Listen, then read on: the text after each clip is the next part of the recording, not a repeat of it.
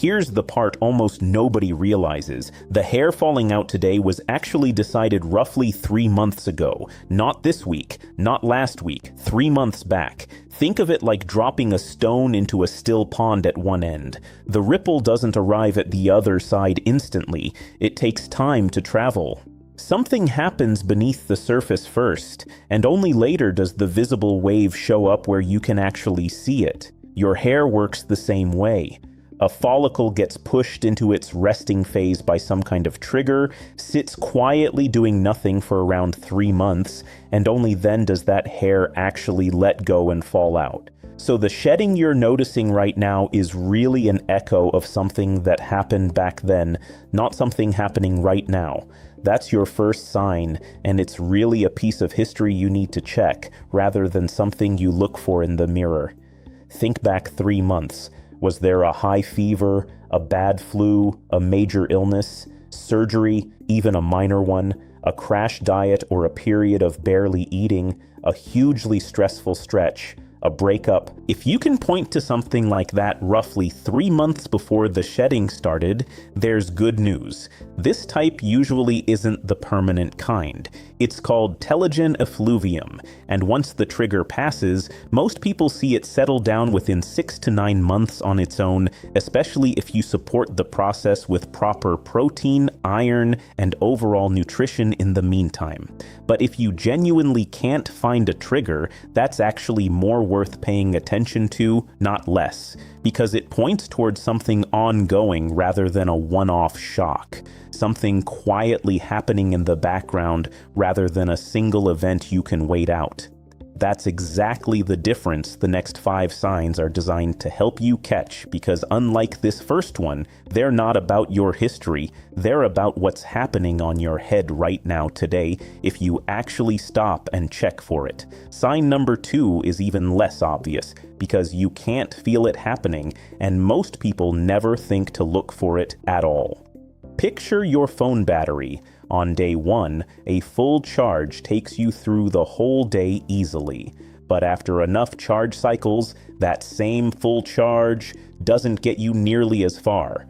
The battery isn't dead, it's just weaker, cycle after cycle, a little at a time. Hair follicles that are gradually being affected by pattern hair loss do something remarkably similar. Each time that follicle goes through its growth cycle, it comes back producing a slightly thinner, slightly shorter hair than the last one. This is called miniaturization, and it's genuinely the earliest physical sign there is. It can be happening for years before you'd ever notice actual thinning with your eyes. Here's how you check it yourself. Run your fingers gently through your hair near your hairline or the crown of your head, and really pay attention to the texture, not just the amount. Healthy hair should feel fairly uniform. What you're checking for is a real mix. Some normal, thick strands right next to noticeably finer, almost baby-soft hairs in the exact same patch. That contrast, thick next to thin in the same area, is the tell. And if pattern baldness runs in your family, this is precisely the quiet process that's already been starting, whether you've noticed it yet or not.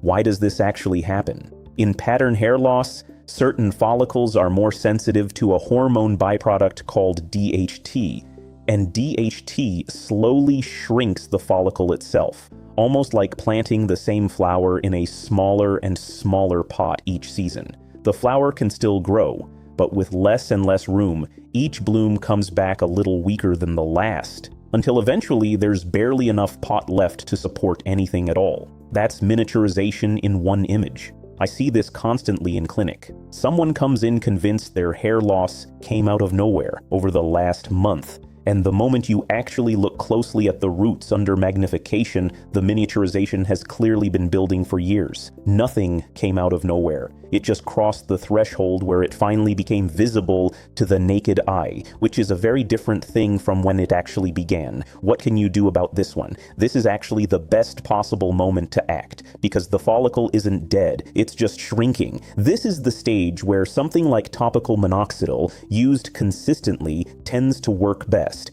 because you're supporting a follicle that's still alive and still producing hair, not trying to restart one that's already gone silent. Sign number 3 is one people almost always dismiss as nothing because it doesn't look like hair loss at all. It just feels uncomfortable. Have you ever noticed a bruise is tender to the touch before you can actually see the bruise itself? The pain shows up before the color does, because the damage underneath started before it became visible on the surface. Your scalp can do something similar. Some people going through early pattern hair loss report a persistent itching, tightness, tingling, or soreness on the scalp, sometimes localized to the exact spot where thinning eventually shows up.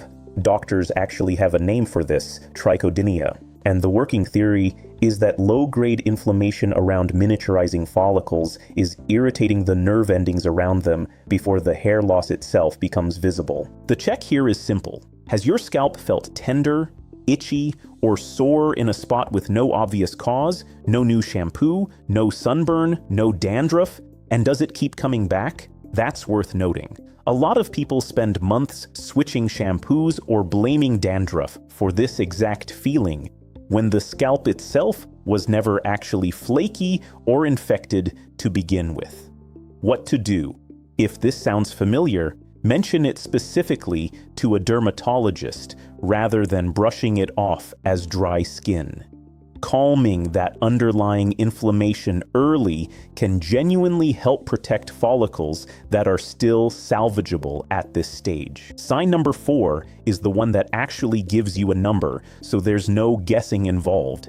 It's called the pull test, and dermatologists use a version of this in clinic constantly. Gently grasp a small section of hair, maybe 40 to 60 strands, close to the scalp, and pull with light, steady pressure. Not a yank, just a firm tug. The way you'd test whether a leaf on a healthy plant is about to come loose. On healthy hair, you'll get 1 or 2 strands at most. If you're consistently pulling 6 or more hairs at once across a few different spots on your head, and this is a new pattern for you rather than how your hair has always behaved, that's a signal your shedding rate has shifted above normal. The action here is straightforward. Do this test in 2 or 3 different spots. Not just one, since localized traction or a bad night's sleep can throw off a single sample. Do it on a day you haven't just washed your hair, since fresh washed hair naturally sheds more of what was already loose and can make the number look worse than it really is. If the number stays elevated across the board, that's worth bringing to a professional rather than waiting to see if it resolves on its own. And if you only get 1 or 2 strands each time, that's genuinely reassuring. Hold on to that result because it's useful to compare against if you ever want to check again in a few months. Sign number 5 is one you've probably heard of, but almost nobody actually checks it the right way. It's the widening part line, sometimes called the Christmas tree pattern because of the triangular shape it can take at the crown, especially common in women. For men, the equivalent early tell is usually at the temples rather than the part. 2 soft, symmetrical dents forming just above the forehead where the hairline used to sit in a straighter line. Think of either version like a bald patch of grass on a lawn. At first, it's just a slightly thinner strip, and it's easy to convince yourself it's always looked that way. But because you see your own hair every single day, gradual change is almost invisible to you in real time. Your brain adjusts to slow changes so smoothly that you genuinely stop noticing them. Here's the fix for that blind spot. Take a photo of your part line and hairline every couple of months. Same lighting, same angle. Ideally under a bright bathroom light or natural daylight. Don't rely on memory or the mirror. Comparing photos taken months apart will show you the truth your eyes miss every single morning. What to do about it? If photos confirm real widening over a few months, that's your cue to get it looked at, rather than waiting for it to become obvious to other people first, because by the time it's obvious to everyone else, you've lost a good chunk of your early window. And sign number 6 is the one you already sort of know, but probably haven't actually measured properly. Trees drop leaves every single year, and that's completely normal. It's a healthy cycle, and the leaves grow right back next season.